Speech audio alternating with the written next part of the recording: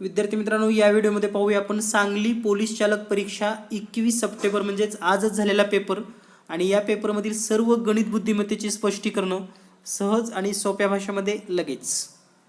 या व्हिडिओमध्ये पाहूया आपण सांगली पोलीस चालक या पदाचा म्हणजेच आजच झालेला पेपर 21 सप्टेंबर रोजी झालेला पेपर आणि या पेपरमधील सर्व गणित बुद्धिमत्तेचे स्पष्टीकरण सहज आणि सोप्या भाषेमध्ये. त्यापूर्वी अगदी 2च मिनिटांमध्ये म्हणजे फक्त 1 मिनिटामध्ये तुम्हाला छोटीशी माहिती सांगणार आहे. आपण जीनियस मॅथ हे चॅनल पाहत आहात. या चॅनलवर आपण वेगवेगळे ट्रिक्स पाहिलेले आहेत. तर जीनियस पब्लिकेशनचं मॅथ्स अँड ट्रिक नावाचं पुस्तक आपण पब्लिश केलेलं आहे. या पुस्तकामध्ये आपल्या चॅनलवर दिलेल्या सर्व प्रकारच्या ट्रिक्स दिलेल्या आहेत आणि हे पुस्तक तुम्हाला अगदी बेसिक पासून ते MPSC पर्यंत कोणतीही स्पर्धा परीक्षा देणार असाल तर सहज आणि सोप्या भाषेमध्ये उपलब्ध झालेलं आहे. जर तुम्हाला हे पुस्तक हवं असेल तर अगदी 250 रुपयामध्ये म्हणजे पुस्तकाची मूळ किंमत या ठिकाणी 250 आहे. तर हे पुस्तक जर तुम्हाला घरपोच हवं असेल तर 250 रुपये मध्ये तुम्हाला हे पुस्तक पोस्टाने घरपोच मिळेल आणि यासाठी तुम्हाला व्हॉट्सअप नंबर या ठिकाणी दिलेला आहे 8856 046 142. या नंबरवर व्हॉट्सअप करा. एकूण 384 पेजेसचं हे पुस्तक असून सर्व स्पर्धा परीक्षा बेसिक पासून म्हणजे तुम्हाला पोलीस भरतीसाठी तर अतिशय उपयुक्त असं हे पुस्तक आहे किंवा इतर कोणत्याही स्पर्धा परीक्षा देणार असाल तर सर्व बेसिक प्रश्न, उदाहरणार्थ जर सोपे प्रश्न जर आपण निरीक्षण केलं, सर्वात लहान पूर्ण संख्या कोणती, सर्वात लहान पूर्णांक संख्या, अपरिमेय संख्या कशी ओळखायची, म्हणजे जे महत्त्वाचे प्रश्न आहेत मग ते त्रिकोणी संख्या असेल, चौरस संख्या, वर्ग संख्या, विस्तारित रूप. त्याचबरोबर तुम्हाला या पुस्तकामध्ये QR कोड दिलेले आहेत. उदाहरणार्थ या ठिकाणी तुम्हाला जर समजा विभाज्यतेचा हा घटक या ठिकाणी तर माहिती दिलेलीच आहे, परंतु जर तुम्हाला व्हिडिओ पाहायचा असेल तर हा QR कोड सर्च करा तुम्हाला डायरेक्ट यूट्यूबवरचा विभाज्यतेचा व्हिडिओ पाहायला मिळेल. त्याचबरोबर धड्यासोबत आणखीही काही QR कोड दिलेले आहेत जसं की संभाव्यता, आकृती मोजणे. तर तुम्हाला जर वाटलं हा व्हिडिओ पाहावा, याबद्दल डीप माहिती घ्यावी तर तुम्ही हे व्हिडिओ QR कोड स्कॅन करू शकतात आणि ते व्हिडिओ सर्व यूट्यूबला तुम्ही पाहू शकतात. तर या पद्धतीनं एकूण गणिताचे 38 चॅप्टर या ठिकाणी दिलेले आहेत. 38 चॅप्टर स्पर्धा परीक्षेचे सर्वच घटक या ठिकाणी आपण या पुस्तकामध्ये इन्क्लूड केलेला आहे. तर गणितासाठी अतिशय परफेक्ट असं हे पुस्तक आहे. जर तुम्हाला हे पुस्तक हवं असेल तर आजच मागणी करा. पाहूयात सांगली पोलीस चालक परीक्षेतील स्पष्टीकरण लगेच. विद्यार्थी मित्रांनो, या व्हिडिओमध्ये पाहूया आपण सांगली पोलीस चालक या पदासाठी आजच म्हणजे 21 सप्टेंबर रोजी घेण्यात आलेला पेपर आणि या पेपरमधील गणिताची स्पष्टीकरण. गणित तसं खूप सोपं दिलेलं आहे, तरीही स्पष्टीकरण माहीत असतील तर तुम्हाला इतर परीक्षा देत असताना त्याचा फायदा होणार आहे किंवा तुम्ही अगदी सेकंदामध्ये प्रश्न सोडवू शकतात. तर यासाठी आपण या ठिकाणी स्पष्टीकरण पाहणार आहोत. तर पहिला प्रश्न आहे, या ठिकाणी काही प्रश्न जर समजा वाचता येत नसतील तर या ठिकाणी स्पष्ट वाचून दाखवतो. A चे उत्पन्न B च्या उत्पन्नापेक्षा 12% जास्त आहे. म्हणजे A चं उत्पन्न 12% जास्त आहे कुणापेक्षा? B पेक्षा. तर B चे उत्पन्न A पेक्षा किती टक्क्यांनी कमी आहे? तर हा प्रश्न सोडवत असताना सोपी ट्रिक लक्षात घ्या. 100 गुणिले 100 आणि छेदामध्ये 12% जास्त म्हणजे 100 अधिक 12. हे जर कॅल्क्युलेशन आपण सोडवलं तर या ठिकाणी हे 100 गुणिले 100 आणि छेदामध्ये येईल 112. तर आता या ठिकाणी आपल्याला भाग देणं गरजेचं आहे. तर 4 न जर भाग दिला, 4 दोन्ही 8, 1 उरलं, 4 त्रिकोण 12, 4 दोन्ही 8, 4 पंचे 20. आता या ठिकाणी 23 न आपल्याला 25 ला भागता आलं पाहिजे. तर जर आपण या ठिकाणी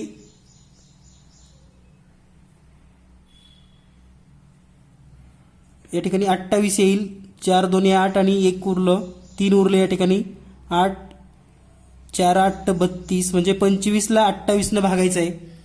तर या ठिकाणी हा भागाकार करताना आपण डायरेक्ट 25 भागिले 28 गुणिले 100. तर आणखी याला आपण स्मॉल करू शकतो. म्हणजे या ठिकाणी जर 4 न भागलं तर या ठिकाणी 7 येईल आणि या ठिकाणी 25 येईल. पुन्हा 7 न 25ला भाग द्या.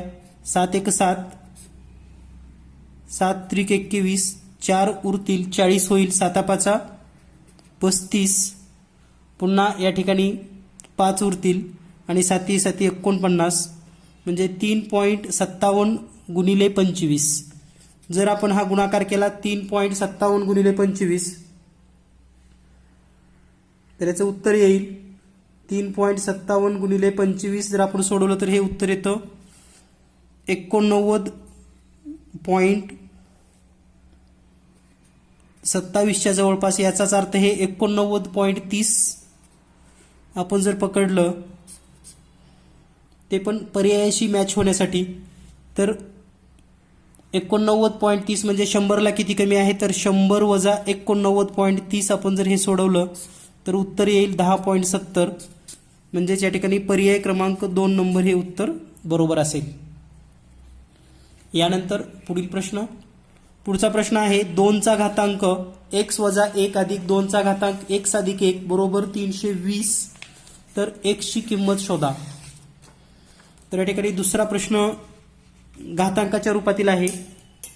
हा प्रश्न जर आपण लिहिला तर या पद्धतीने लिहिता येतो. 2चा घातांक x वजा 1 अधिक 2चा घातांक x अधिक 1 बरोबर 320. तर 2चा घातांक कितवा केल्यानंतर 320 येतं हे आपल्याला माहिती असणं गरजेचं आहे.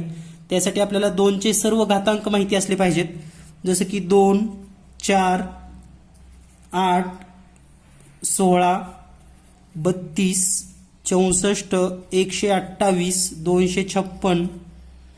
आता 320 बेरीज पाहिजे तर कोणत्या दोन संख्येची बेरीज केल्यानंतर 320 येईल, तर पहा 64 आणि 256 या दोन्हीची जर बेरीज केली तर 320 येते.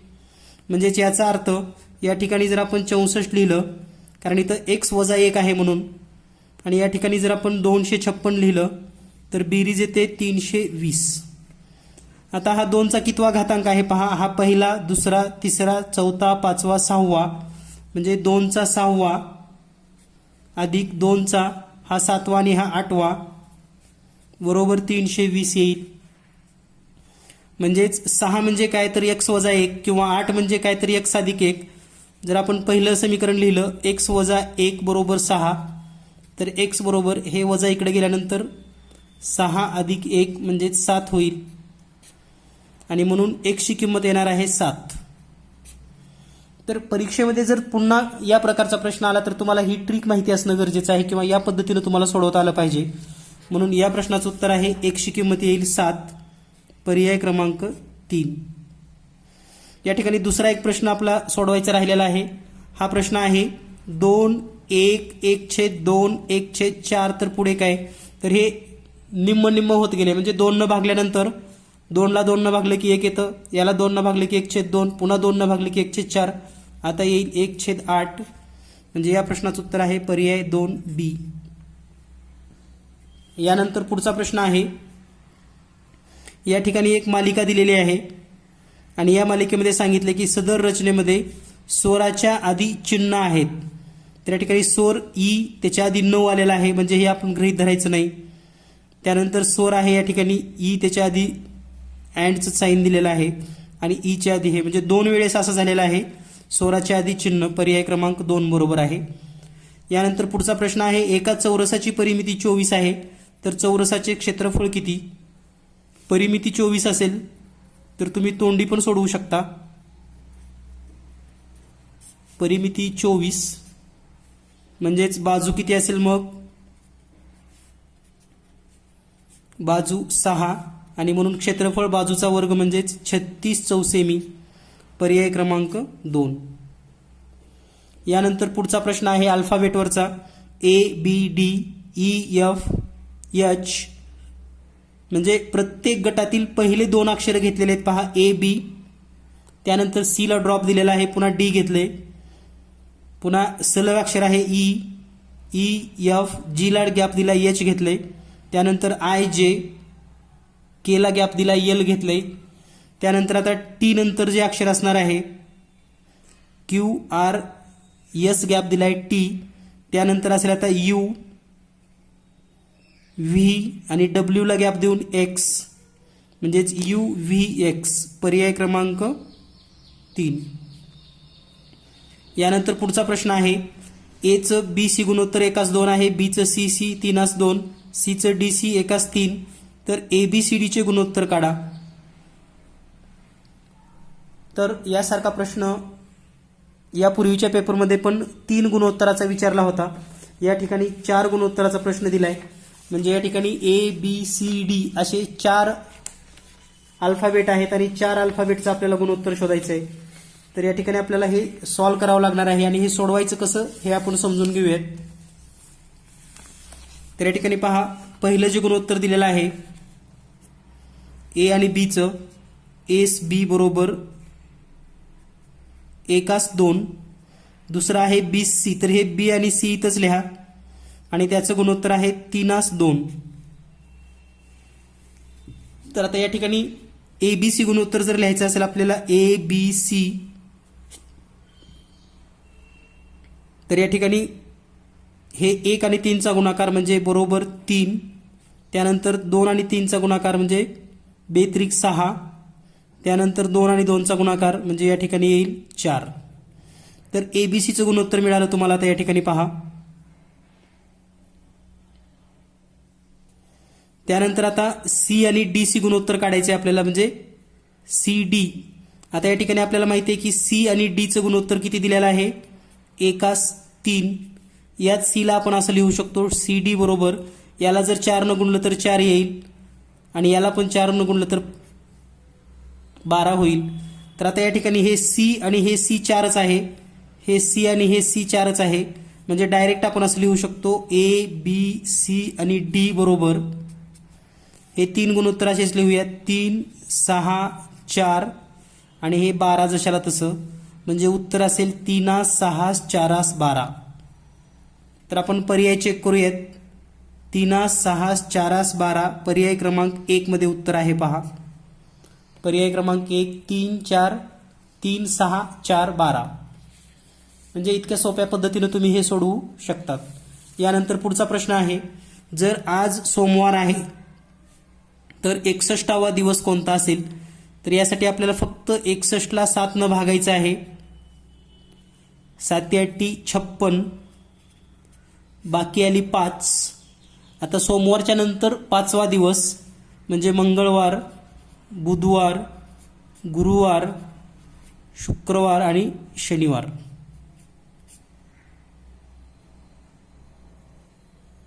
म्हणजेच उत्तर असेल 61वा दिवस शनिवार, पर्याय क्रमांक 4. यानंतर पुढील प्रश्न आहे, दशांश संख्यांची बेरीज करायची आहे आपल्याला. 18.834 अधिक 818.34 यामधून किती वजा केल्यानंतर 618.43 असं उत्तर येईल. तर यासाठी तुम्हाला काय करावं लागेल, सुरुवातीला ज्या 2 दशांश संख्या आहेत त्यांची बेरीज करून घ्यावी लागेल. म्हणजे या ठिकाणी 18.834 ही पहिली जी संख्या आहे 18.834 अधिक दुसरी जी संख्या आहे ती म्हणजेच 818.34 यांची दोन्हीची बेरीज करा.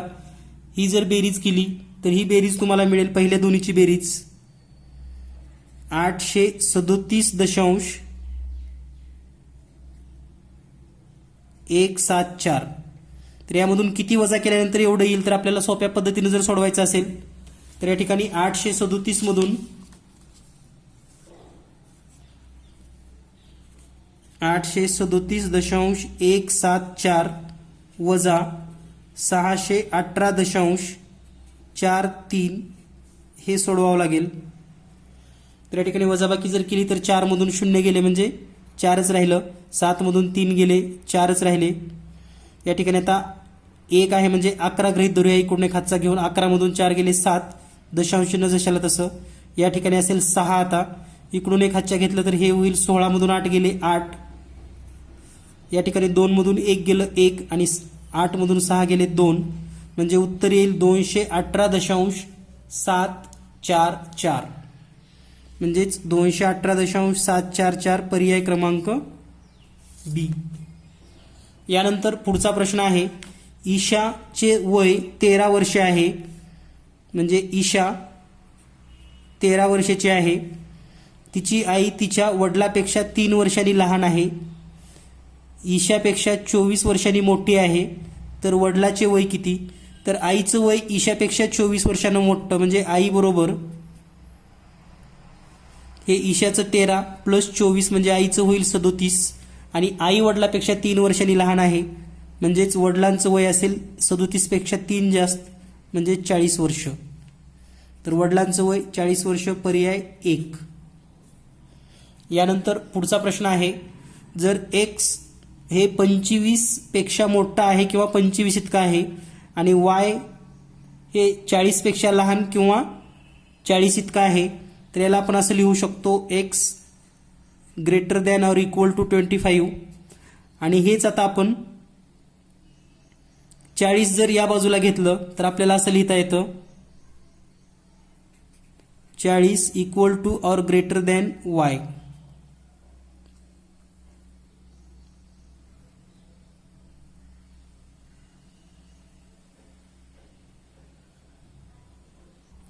तर या ठिकाणी जर आपण यांची तुलना केली तर ही तुलना होत नाही, त्यामुळे कदाचित हा प्रश्न कॅन्सल करावा लागतो. या प्रश्नाचं उत्तर येणं शक्य नाही, म्हणजे पर्यायामध्ये तर तसं सत्यविधान नाही. कारण यामध्ये काय व्हायला लागले पहा, एक्सची किंमत ही 25 पेक्षा जास्त आहे, म्हणजे हे किती पण असू शकते, 200 पण असू शकते. आणि वायची किंमत ही 40, वायची किंमत जी आहे ती 40 पेक्षा लहान आहे, म्हणजे 40 सगळ्यात मोठा आहे. तर वाय 1 पण असू शकतं, एक्स 200 पण असू शकतं, किंवा एक्स 100 पण असू शकतं, वाय 20 पण असू शकतं. त्यामुळे इथं निश्चित आपल्याला सांगता येणार नाही, कारण यापेक्षा लहान किंवा मोठा आहे म्हणजे याचा अर्थ काय होतो, वाय हे 40 पेक्षा मोठा आहे म्हणजे काय, तर वाय हे 39 पण असू शकतं. आणि एक्स हे 25 पेक्षा मोठा आहे म्हणजे एक्स हे 26 पण असू शकतं. म्हणजे यामुळे निश्चित तुलना करता येणार नाही. कदाचित हा प्रश्न कॅन्सल करावा लागेल किंवा हा प्रश्न सोडवता येणार नाही, पर्यायामध्ये उत्तर उपलब्ध नाही. यानंतर पुढचा प्रश्न पाहूया आपण, 60 वजा 30 वजा कंसामध्ये 35 वजा 15 वजा एक्स महिरपी कंसामध्ये बरोबर 60. तर एक्सची किंमत किती? तर या ठिकाणी जर आपण समीकरण सोडवलं तर आपल्याला एक्सची किंमत फाइंड आउट होईल. तर समीकरण आपण सोडवून घेऊयात नियमानुसार, कारण डायरेक्ट उत्तर जर घ्यायचं असेल तर मग डायरेक्ट पर्याय ठेवून पण आपण सोडवू शकतो.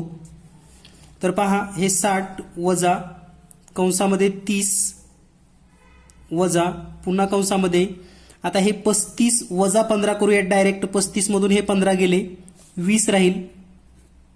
आणि 20 आणि हे वजा आणि वजा या ठिकाणी अधिक एक्स येईल, कंस बंद, म्हणजे एक कंस आपण कमी केलेला आहे बरोबर 60. त्यानंतर 60 वजा महिरपी कंसामध्ये, आता हे 30 वजानं जर या ठिकाणी गुणलं तर 30 वजा 20, म्हणजेच या ठिकाणी 30 मधून हे 20 वजा केले तर 10 राहील. आणि हे वजा चिन्ह इथं असं जशाल तसे येईल, म्हणजे वजा एक्स महिरपी कंस बंद बरोबर 0. यानंतर पहा, आता हे वजानं जर याला गुण म्हणजे हे केलं, कंसाला गुणाकार केला तर हे 60 वजा 10 आणि हे वजा एक्स म्हणजे या ठिकाणी होईल अधिक एक्स बरोबर 60. तर या ठिकाणी आता 60 मधून 10 गेले म्हणजे या ठिकाणी राहील हे 50 अधिक एक्स बरोबर 60. आता 50 मध्ये किती मिळवल्यानंतर 60 येतं, म्हणून एक्सची किंमत येते 10. एक्स 10 असेल तरच या ठिकाणी उत्तर येईल 60, म्हणजे याचं उत्तर आहे 10. तर या ठिकाणी पुन्हा ऋण 10 दिलेला आहे, परंतु उत्तर हे 10च येतं हे निश्चित आहे. यानंतर पुढचा प्रश्न आहे, राकेश व राजेश यांनी एकत्र 10 चेंडू व 10 बॅट विकत घेतले. राकेशने 1300 रुपये खर्च केला तर राजेशने 1500 रुपये खर्च केला. जर एका बॅटची किंमत एका चेंडूच्या 3 पट असेल तर एका बॅटची किंमत किती असेल? तर या ठिकाणी आपल्याला दिलेल्या माहितीनुसार राकेश आणि राजेश यांनी एकत्र 10 चेंडू आणि 10 बॅट खरेदी केलेले आहेत. राकेशने 1300 रुपये खर्च केलेत आणि राजेशने 1500 रुपये. तर दिलेल्या माहितीनुसार आपल्याला असं विचारले की एका चेंडूच्या 3 पट बॅटची किंमत आहे. मग या ठिकाणी जर आपण समीकरण मांडलं, चेंडूची किंमत जर x मानली, तर हे गणित कसं सोडवता येतं पाहूयात. तर पहा, चेंडूची किंमत, चेंडू बरोबर x, तर बॅटची किंमत किती असेल, त्याच्या तिप्पट म्हणजे 3x. तर 10 चेंडूची किंमत किती असेल, मग 10 चेंडूची किंमत 10x आणि 10 बॅटची किंमत किती असेल, मग 10 गुणिले 3x म्हणजे 30x. एकूण रक्कम किती होईल, 10x अधिक 30x आणि दोघांनी दिलेली रक्कम आहे 1300 रुपये प्लस 1500 रुपये. म्हणजे त्या ठिकाणी जर बेरीज केली तर येईल 40x बरोबर, या दोन्हीची बेरीज करा, ही येते 2800 रुपये. तर या ठिकाणी x ची जर किंमत काढली आपण, x बरोबर 2800 छेदामध्ये 40, 0 0 कॅन्सल होईल, 4 1 4, 4 7 28 आणि हे 0, म्हणजे x बरोबर 70 रुपये येईल. म्हणजे एका चेंडूची किंमत आहे 70 रुपये, एका बॅटची किंमत 3x म्हणजे 3 गुणिले 70 210 रुपये. तर बॅटची किंमत असेल 210 रुपये, एका बॅटची किंमत 210. पर्याय क्रमांक बी उत्तर बरोबर आहे. यानंतर पुढील प्रश्न आहे, 100 ग्रॅम गव्हाची किंमत 7 रुपये 55 पैसे आहे, 7 रुपये 55, आणि हे आहे 100 ग्रॅमसाठी. तर 2.25 किलो गव्हाची किंमत किती, तर 2.25 म्हणजे किती होईल, तर 2500 ग्रॅम होईल. तर पहा, 100 ग्रॅमला 7.75, तर 2500 ग्रॅमला किती. तर या ठिकाणी आपल्याला एकच गुणाकार करायचा आहे, तो म्हणजे 7.55 गुणिले 25, आणि हा गुणाकार केला तर उत्तर येईल 188.75. 188.75. पर्याय क्रमांक 4 उत्तर बरोबर आहे. यानंतर पुढचा प्रश्न आहे, जर एका धावपट्टूने 12 किमी धावला, म्हणजे एक धावपट्टू 12 किलोमीटर अंतर धावलेला आहे, नंतर 80% धाव पूर्ण करतो, म्हणजे त्यांनी 80% पूर्ण केलेला आहे, तर एकूण धाव किती किलोमीटरचा आहे, म्हणजे जी काही रनिंग पट्टी असेल ती किती असेल. तर 80 किलोमीटर म्हणजे 12 असेल, तर 100% म्हणजे किती होईल, 80% म्हणजे 12, तर 100% म्हणजे 15 किलोमीटर उत्तर येईल. हे तोंडी पण तुम्ही काढू शकतात, कारण 80ला 12 म्हणजे 20%ला 3 किलोमीटर, म्हणजे 100%ला 15 किलोमीटर. पर्याय क्रमांक 2. यानंतर पुढचा प्रश्न आहे, 8 लोक 80 गुंठ्यांची पेरणी 24 दिवसात करतात, तर 36 लोक 30 दिवसामध्ये किती गुंठ्यांची पेरणी करतील. तर या ठिकाणी आपल्याला दिवस, मनुष्य आणि गुंठा म्हणजेच कामाची संख्या दिलेली आहे. तर यावरून आपल्याला एक सूत्र माहिती असू द्या, M1 गुणिले T1 गुणिले D1 गुणिले W2 बरोबर M2 गुणिले T2 गुणिले D2 गुणिले W1. तर या ठिकाणी M म्हणजे माणसाची संख्या, T म्हणजे तास, जर त्या गणितामध्ये तास असतील तर, D म्हणजे दिवस आणि W म्हणजे काम. जिथं जिथं 1 लिहिलंय ते पहिल्या वेळेसचं आहे आणि जिथं जिथं 2 दिसतं ते दुसऱ्या वेळेसचं आहे. तर या ठिकाणी किमती ठेवूयात. पहिल्या वेळेस आहेत 8 लोक, तास दिलं नाही म्हणून 1 लिहा. 24 दिवस आहेत. W2 म्हणजे दुसऱ्या वेळेसचं काम, किती गुंठ्यांची पेरणी म्हणजे दुसऱ्या वेळेसचं काम आपल्याला काढायचं आहे. दुसऱ्या वेळेसची माणसं आहेत 36, तास दिलेला नाही म्हणून 1 लिहा. दिवस दिलेले आहेत 30 आणि W1 म्हणजे पहिल्या वेळेसचं म्हणजे 80 गुंठे. तर आता ही मांडणी केल्यानंतर W2 ची किंमत आपल्याला शोधायची आहे. तर W2 बरोबर हा पूर्ण जो गुणाकार आहे 36 गुणिले 30 गुणिले 80 भागिलेमध्ये या ठिकाणी सर्व संख्या येतील, म्हणजे हे 8 गुणिले 24. तर आता हे कॅल्क्युलेशन केल्यानंतर आपल्याला उत्तर मिळेल. तर पहा, 8 1 8, 8 1 8 आणि हे 0 म्हणजे 10 आलेला आहे या ठिकाणी. 36 आणि 24ला 12ने भाग जातो, 12 दोन्ही 24, 12 त्रिक 36. त्यानंतर या 2नी 30ला भागूयात, बे 1 बे, बे 1 बे, 1 उरलं बे 5 10. म्हणजे या ठिकाणी शिल्लक काय काय आहे पहा, 3 गुणिले 15 गुणिले 10, 15 त्रिक 45 आणि हे 10. म्हणजे 450 गुंठ्यांची पेरणी होईल. म्हणजे या प्रश्नाचं उत्तर आहे पर्याय क्रमांक बी. यानंतर पुढील प्रश्न आहे, संख्या मालिका दिलेली आहे. अतिशय सोपी अशी ही संख्या मालिका दिलेली आहे, म्हणजे तोंडी पण तुम्ही सोडवू शकतात. तर पहा, हे 53, 52, 51 एक एक न कमी आहे. तर या ठिकाणी 44 प्रश्नचिन्ह आणि पुढे आहे 45. पर्याय क्रमांक 2. यानंतर पुढचा प्रश्न आहे, विसंगत संख्या ओळखा. 61, 67, 69 आणि 71. तर 61, 67 आणि 71 या मूळ संख्या आहेत आणि वेगळी आहे मग 69, कारण 69 मूळ संख्या नाही. यानंतर पुढचा प्रश्न आहे, 1 ते 100 मध्ये किती संख्याच्या शेवटी 2 आहे. म्हणजेच एकक स्थानी किती संख्येच्या शेवटी एकक स्थानी 2 असणार आहे आपल्याला शोधायचं आहे. तर लक्षात घ्या, 2 हा अंक 1 ते 100 मध्ये 20 वेळा येतो आणि तो एकक स्थानी 10 वेळा येतो. म्हणजे या प्रश्नाचं उत्तर आहे पर्याय बी. त्यानंतर पुढचा प्रश्न आहे, y अधिक 7y अधिक 2y बरोबर 10. तर या सर्वांची बेरीज करा आणि विचारले आपल्याला 10y बरोबर किती. तर 10y बरोबर 10च. पर्याय बी. म्हणजे काही प्रश्न इतके सोपे आहेत की अगदी एका मिनिटामध्ये तुम्ही 2-2, 3-3, 4-4 प्रश्न सुद्धा सोडवू शकतात. यानंतर पुढील प्रश्न. यानंतर पुढचा प्रश्न आहे, जर पाव किलो बटाट्याची किंमत 60 पैसे आहे तर 200 ग्रॅम बटाट्याची किंमत किती. तर पाव किलो म्हणजे किती, 250 ग्रॅम हे आपल्याला माहिती असू द्या. तर याची किंमत आहे 60 पैसे. तर आपल्याला विचारले 200 ग्रॅमची. आता या ठिकाणी 50-50चे 5 भाग होतात म्हणजे 60 होतात. तर इथं 50चे 4 भाग म्हणजेच 60 पैकी पण 4 म्हणजे 5 भाग करून 4 भाग घ्यायचे म्हणजे या ठिकाणी 48 पैसे होईल. पर्याय क्रमांक 1 उत्तर बरोबर आहे. यानंतर पुढचा प्रश्न आहे, महेशचे वय 60 वर्ष आहे. राजेश महेशपेक्षा 5 वर्षांनी लहान आहे. तर पहा, महेश 60 वर्षाचा आहे. राजेश महेशपेक्षा 4 वर्षांनी लहान म्हणजे राजेश 5 वर्षांनी लहान म्हणजे 55 असेल. व विजयपेक्षा 4 वर्षांनी मोठा आहे.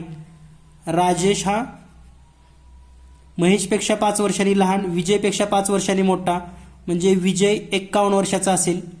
तर विजयचे वय किती, 51. पर्याय 1. त्यानंतर पुढचा प्रश्न आहे, पहिल्या 5 अभाज्य संख्यांची सरासरी किती. तर या ठिकाणी पहिल्या 5 अभाज्य संख्या. तर या ठिकाणी पहिल्या 5 अभाज्य संख्या म्हणजे यांची जर बेरीज केली आपण तर 2 म्हणजे मूळ संख्या करायची बेरीज आपल्याला 3, 5, 7 आणि 11. तर या पहिल्या 5 मूळ संख्या आहेत यांची जर बेरीज केली तर 3 आणि 2 5, 5 आणि 5 10 आणि 7 17 आणि 11 बरोबर 28. आणि 28ला जर 5 न भागलं तर उत्तर येतं 5.3. म्हणजेच पर्याय क 5.3 इतकी सरासरी आहे. त्यानंतर पुढचा प्रश्न आहे 7, 10, 8. तर या ठिकाणी प्रश्नचिन्ह आहे. पुन्हा या ठिकाणी आपल्याला संख्या विचारल्यात.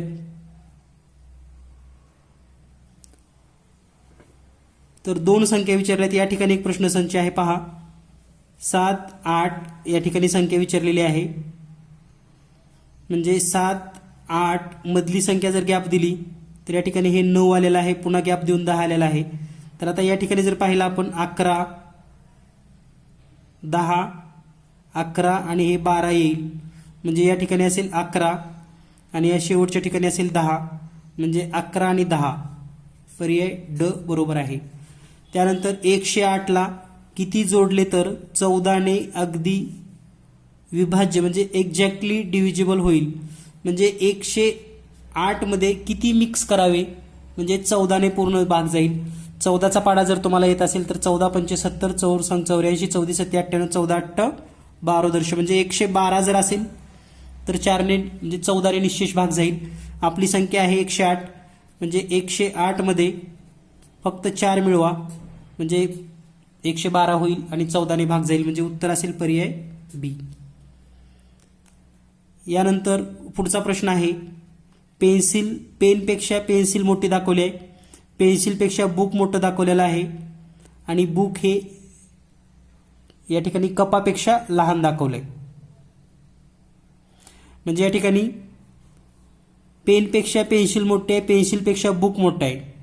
जर आपण असं लिहिलं, पेनपेक्षा पेन्सिल मोठी आहे, पेन्सिल मोठी आहे, पेन्सिलीपेक्षा बुक मोठा आहे, म्हणजे या ठिकाणी आपण सलग लिहू शकतो. या ठिकाणी बुक आणि बुक जे आहे ते कपापेक्षा पण मोठं आहे. म्हणजे या ठिकाणी हे बुक जर लिहिलं तर ते कपापेक्षा पण मोठं आहे, कप. तर आपल्याला योग्य विधान शोधायचं आहे. पेनपेक्षा पेन्सिल मोठी, पेन्सिलपेक्षा बुक मोठं आणि कपापेक्षा पण बुक मोठं. तर पहिलं आहे पेन मोठी आहे कपापेक्षा. तर पेन मोठी आहे कपापेक्षा, पेन आणि कपाचा काही संबंध येत नाही. पेनपेक्षा बुक मोठं आहे. तर आता पेनपेक्षा पेन्सिल मोठी, पेन्सिलपेक्षा बुक मोठं, म्हणजे हे दुसरं विधान जे आहे पेनपेक्षा बुक मोठं हे सत्य आहे. म्हणजे पर्याय क्रमांक 2 बरोबर आहे. यानंतर पुढचा प्रश्न आहे मुंबई बरोबर LSJXVC, तर दिल्ली बरोबर काय? तर या ठिकाणी दिलेल्या माहितीनुसार पहा, यमच्या आधीचं एक अक्षर यल घेतलेलं आहे, त्याप्रमाणे दिल्लीच्या आधीचं अक्षर सी, सर्वच पर्यायामध्ये सी आहे. त्यानंतर यू अक्षर आहे. तर या ठिकाणी पहा STU म्हणजे 2 अक्षर पाठीमागे आलेला आहे. या ठिकाणी पहा, मग या ठिकाणी ईच्या आधी 2 अक्षर जर घेतले आपण तर सीच येतं. म्हणजे या ठिकाणी हा चौथा पर्याय कॅन्सल झाला. आता हे 3 पर्याय राहिलेले आहेत, सी, CC आणि CC. त्यानंतर आता यम आहे, यम आणि जे. तर या ठिकाणी यम हे पाठीमागं तिसरं अक्षर आहे. म्हणजे यम नंतर जे नंतर पहा जे, के, यल आणि यम येतं. म्हणजे जे नंतर के, यल, यम म्हणजे 2 अक्षर सोडून तिसरं अक्षर आहे. त्याच पद्धतीनं यल नंतर जे अक्षर येणार आहे त्याच्यामध्ये 2चा डिफरन्स असला पाहिजे. तर या ठिकाणी 2चा जर डिफरन्स पाहिला आपण तर आय झालं की जी, एच, जे, के, यल म्हणजे आय नंतर जे आणि के पुन्हा यल, म्हणजे या ठिकाणी आय असणार आहे. हे डीचा पर्याय कॅन्सल होईल, म्हणजे हा दुसरा कॅन्सल झाला. आय पर्यंत बरोबर आहे. पहा CCI, CCI. आता त्यानंतर पहा बी. आता बी नंतर इथं व्ही आलेला आहे आणि शेवटी एच्या आधीचं सी आलेलं आहे.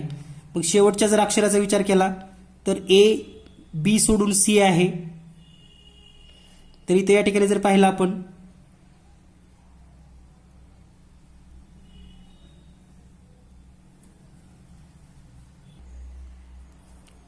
तर या ठिकाणी पहा, आता आपण इथपर्यंत आलेलो आहोत. यानंतर म्हणजे हे पहिल्या अक्षराच्या -1 केलं की सी येतं, -2 केलं की सी येतं, -3 केलं की आय येतं. त्यानंतर एच मधून म्हणजे -4 म्हणजे डी अक्षर असेल आणि आयच्या आधी -5 म्हणजे डी. तर 2 वेळेस डी, म्हणजे पहिला पर्याय बरोबर आहे, पर्याय क्रमांक 1. म्हणजे या ठिकाणी पहिला अक्षर 1 पाठीमागं, दुसरा अक्षर 2 पाठीमागं, तिसरा अक्षर 3 पाठीमागं, चौथा अक्षर 4 पाठीमागं, या पद्धतीने आपल्याला सांगता येते. यानंतर पुढीलपैकी कोणत्या वर्षाची दिनदर्शिका कॅलेंडर 2009 दिनदर्शिका कॅलेंडर समान आहे? म्हणजे 2009चं जसं कॅलेंडर असेल तसंच पुन्हा कॅलेंडर कोणतं असेल? तर पहा, 2009 नंतर जर विचार केला आपण तर 7 दिवस पुढे गेल्यानंतर कॅलेंडर समान येणार आहे. 7 दिवस म्हणतोय मी, लक्षात घ्या. म्हणजे 2010 हे 1 वर्ष झालं, 2012, 2011 दुसरं वर्ष म्हणजे +1 होईल. या ठिकाणी आलं की +2 दिवस होतील. आता 2012 या ठिकाणी +3 वर्ष होतील आणि 2013 करत असताना या ठिकाणी आता मात्र +2, कारण हे लीप वर्षानंतर पुढे चाललंय. म्हणजे या ठिकाणी +3च्या ऐवजी तर +4च्या ऐवजी +5 होईल. त्यानंतर 2014 +6 होईल आणि 2015 +7 होईल. म्हणजेच 2015चे दिवस आणि 2009चे समान असतील. म्हणून या ठिकाणी या प्रश्नाचं उत्तर आहे 2015 आणि 2009चं कॅलेंडर हे समान असेल. म्हणजे 6 वर्ष पुढे जायचं आहे, कारण लीप वर्ष ऑलरेडी 1 मध्ये आलेलं आहे. यानंतर पुढचा प्रश्न आहे एक्स वर्ग अधिक 7x अधिक 12 बरोबर 0, तर एक्स बरोबर किती? तर या ठिकाणी हे वर्ग समीकरण आहे. एक्स वर्ग अधिक 7x अधिक 12 बरोबर 0.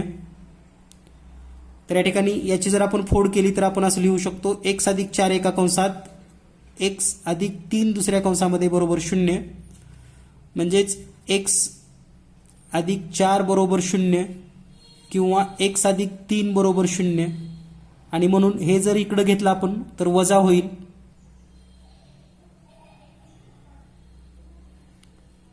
म्हणजे या ठिकाणी एक्स जर आपण हे 4 जर इकडे घेतलं तर हे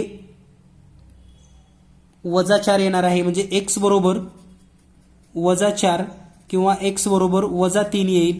म्हणजे याचा अर्थ एक्सची किंमत ही वजा 3 किंवा वजा 4 असेल. म्हणजेच एक्स बरोबर 0 असणार नाही. एक्स पेक्षा 0 पेक्षा एक्स मोठा असणार नाही आणि एक्स हे 0 पेक्षा मोठा असेल. म्हणजे या ठिकाणी पहा हे एक्स हे 0 पेक्षा मोठा आहे, म्हणजे हे ऋण संख्या आहेत ऑलरेडी. म्हणजे पर्याय क्रमांक 3 उत्तर बरोबर असेल. एक्सची किंमत म्हणजे एक्स पेक्षा 0 मोठा आहे या ठिकाणी पहा, कारण हे ऋण 4 आणि ऋण 3 हे 0 पेक्षा लहान आहेत. म्हणजेच एक्स ची किंमत म्हणजे एक्स पेक्षा सुद्धा हे 0 मोठा असेल.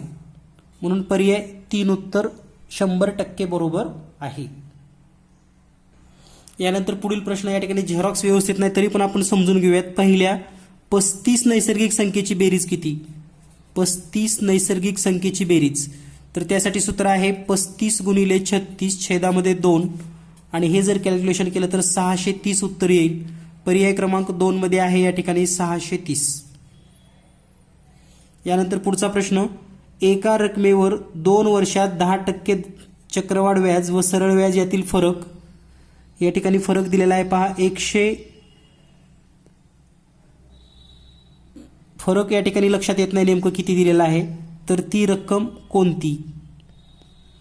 तर या ठिकाणी जो अंक आहे फरकाचा दिलेला तो या ठिकाणी आपण समजून घेऊयात. नेमकं किती आहे माहिती नाही, पण जर असा असेल काही का फरक असना लक्षात ठेवा. ते जर सोडवायचं असेल तुम्हाला आणि या ठिकाणी आपल्याला ती रक्कम शोधायची असेल तर फरक गुणिले 100 गुणिले 100 छेदामध्ये दर किती दिलाय आपला 2 वर्षामध्ये. या ठिकाणी दर किती दिलाय पहा, तो दर गुणिले दर या ठिकाणी लिहावा लागतो आणि या पद्धतीने हे गणित तुम्ही सोडवू शकतात. तर या सूत्राचा वापर करा, तुम्हाला हे उत्तर येईल. यानंतर पुढचा प्रश्न आहे आई व मुलाच्या वयाची बेरीज 60 वर्ष. 6 वर्षापूर्वी आईचे वय मुलाच्या वयाच्या 5 पट होते, तर मुलाचे वय 10 वर्ष नंतर किती होणार? तर आता 6 वर्षापूर्वी आईचं वय मुलाच्या 5 पट होतं. आता किती या दोघांचं मिळून 60 वर्ष आहे. 6 वर्षापूर्वी म्हणजे त्यांच्या वयाची बेरीज 6 आणि 6 मायनस करा दोघांचं पण 48 येईल. आणि त्यावेळेस मुलाचं एक्स असेल तर आईचं 5x टोटल 48 आणि म्हणून एक्सची किंमत येते 8. मुलाचं 8 आईचं येईल 40 म्हणजेच 5x बरोबर 40. तर 10 वर्षानंतर मुलाचं किती होईल? आता किती आहे या ठिकाणी 8 आहे. म्हणजे हे 6 वर्षापूर्वी आहे, आज असणार आहे ते वय 14 वर्ष. हे 6 वर्षापूर्वीचं 8 आहे. आज जर विचार केला तर आज असेल 14 आणि 10 वर्षांना म्हणजेच प्लस 10 वर्षांना असेल 24. पर्याय डी. 10 वर्षानंतर मुलाचं वय असेल 24 वर्ष. यानंतर पुढील प्रश्न आहे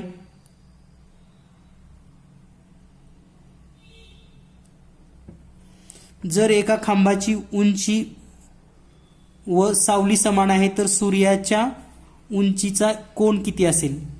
तर पहा, जर समजा एक खांब आणि त्याची ही पडणारी सावली हे जर 2 समान असेल तर या ठिकाणी हा 45 अंशाचा कोन होतो. 45 अंश म्हणजे असा जर सूर्य पडत असेल तर हा कोन होतो 45 अंश. पर्याय क्रमांक 2. यानंतर पुढचा प्रश्न आहे 90%चे 35% बरोबर, या ठिकाणी आपल्याला 900चे 35% बरोबर 7 फुली नेमकं काय लिहिलं या ठिकाणी लक्षात येत नाही, परंतु काय हे सोपं आहे. 90%चे 35% तुम्ही सुद्धा काढू शकतात. म्हणजेच 90%चे जर 35% काढलं तर या ठिकाणी उत्तर तुम्हालाही शोधता येतं. 90%चे 35%.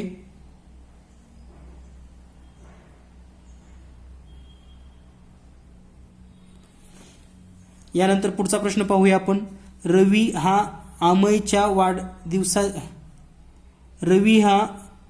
आमनच्या वडिलांच्या बहिणीचा मुलगा आहे. साहिल हा दिव्याचा मुलगा आहे. दिव्या ही अमयची आजी आहे. अशोक हे निशाचे वडील आहेत. रवी हे आजोबा आहेत. तर दिव्या ही अशोकची पत्नी आहे. तर या एका माहितीच्या आधारे या ठिकाणी आपल्याला 5 ते 6 प्रश्न दिलेले आहेत. म्हणजे 76 पासून 80 पर्यंत आपल्याला हे प्रश्न सोडवायचे आहेत. तर या ठिकाणी दिलेल्या माहितीवरून आपण नातेसंबंधाचा चार्ट काढून घेऊयात. रवी हा आमनच्या वडिलाच्या बहिणीचा मुलगा आहे. म्हणजे या ठिकाणी रवी कोण आहे? आमनच्या वडिलाचा. म्हणजे या ठिकाणी जर आपण अमन लिहिलं, आमनचे वडील, त्यांची बहीण, आमनच्या वडिलाची बहीण आणि तिचा मुलगा हा आहे रवी. म्हणजे हा मुलगा आहे. हे बहीण भाऊ दोघ जण झाले. हे आमनचे वडील.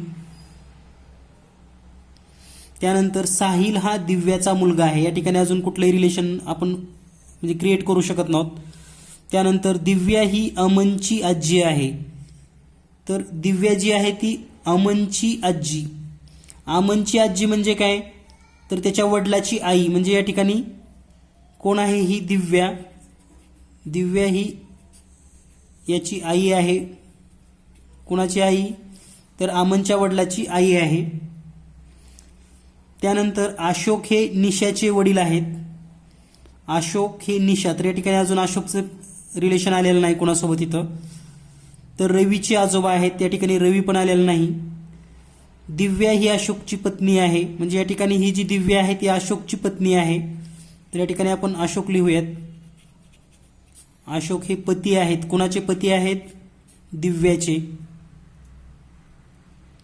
अशोक हे दिव्याचे पती आहेत. त्यानंतर अशोक हे निशाचे वडील आहेत. म्हणजे या ठिकाणी आता हे वडील आहेत. आता ही निशा जी असणार आहे, म्हणजे ही जी बहीण आहे, या ठिकाणी हिचंच नाव ही निशा असणार आहे. आणि रवीचे आजोबा आहेत. म्हणजे हे रवीचे आजोबा म्हणजे हे बरोबर असं झालं. म्हणजे हे अशोक हे निशाचे वडील. म्हणजे ही बहीण जी आहे ती निशा आहे आणि रवी त्यांचा मुलगा, मुलीचा मुलगा, या पद्धतीनं. त्याचबरोबर साहिल हा दिव्याचा मुलगा आहे. म्हणजे यांचा ह्या दिव्याचा आणखी एक मुलगा आहे, तो म्हणजे साहिल. तर या पद्धतीनं आता हे सगळी रचना झालेली आहे. प्रश्न वाचूयात आपण आता. रवी हा दिव्याचा कोण आहे? तर हा रवी आणि ही दिव्या. तर या ठिकाणी पहा, हे अशोक आणि दिव्या पती पत्नी आहेत. त्यांची मुलगी निशा, तिचा मुलगा म्हणजे तो दिव्याचा नातू आहे, पर्याय क. त्यानंतर पुढचा प्रश्न आहे, साहिलची पत्नी निशाची कोण? तर हा साहिल, साहिलची पत्नी या ठिकाणी जर आपण लिहिली तर पहा, हे साहिल दिव्याचा मुलगा आहे. हे वडील किंवा त्यांची ही बहीण आहे निशा. तर हे दोघं निशा आणि साहिल बहीण भाऊ झाले. तर आता निशाची म्हणजे निशाला साहिलची पत्नीला तो म्हणजे साहिलच्या पत्नीला निशा वहिनी म्हणत असेल, म्हणजे हे वहिनीचं रिलेशन आहे. साहिलची पत्नी निशाची वहिनी आहे, पर्याय क्रमांक 1. भावाची बायको. निशाचा भाऊ साहिल, साहिलची बायको निशाची वहिनी. रवी हा अमनचा कोण आहे? तर सगळ्यात महत्त्वाचं या ठिकाणी पहा, हा रवी हा अमन, वडिलाची बहीण, वडिलाची बहीण, बहिणीचा मुलगा आणि हे या ठिकाणी हे आते भाऊ असं रिलेशन होतं. आतेभाऊ म्हणजे या ठिकाणी तर पर्याय दिलेला नाही. मुलगा, भाऊ, काका आणि वडील, तर या ठिकाणी भाऊ हेच रिलेशन आपल्याला घ्यावं लागणार आहे. म्हणजे पर्याय ब हे उत्तर लिहावं लागेल. यानंतर अशोक हा साहिलचा कोण आहे? तर अशोक साहिलचा कोण आहे? तर साहिलची आई दिव्या आणि दिव्याचा वडील अशोक, म्हणजे अशोक हा साहिलचा वडील आहे. पर्याय 4. यानंतर पुढचा प्रश्न, निशा ही आमनची कोण आहे? निशा आमनची कोण आहे? तर हा वडिलाची बहीण म्हणजेच आत्या. पर्याय क्रमांक ब. तर या पद्धतीने आपण जास्तीत जास्त सर्व प्रश्नांचे स्पष्टीकरण देण्याचा या ठिकाणी प्रयत्न केलेला आहे. जो प्रश्न सोप्या पद्धतीने सोडवता येईल ते पण या ठिकाणी आपण सांगितलेलं आहे. भेटूया लवकरच पुढील व्हिडिओमध्ये. धन्यवाद. Thank you very much.